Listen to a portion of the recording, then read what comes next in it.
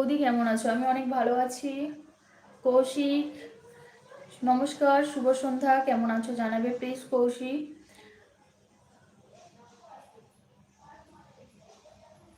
দিদি তোমাকে ওই পাজি কমেন্টগুলো তুমি কিছু বললে না?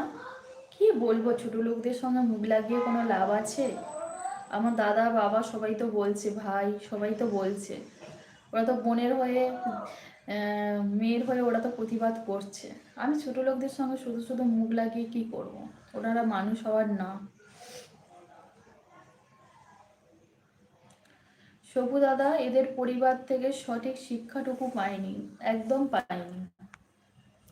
এর জন্য তারা এই ধরনের কমেন্ট করে। ওনাদের শিক্ষার অভাব আছে, সেই জন্য। ওই শিক্ষাতেই মানুষ হয়েছে, তো সেই জন্য মানুষকে খারাপ কমেন্ট করে, খারাপ কথা বলে। তারা লাইভে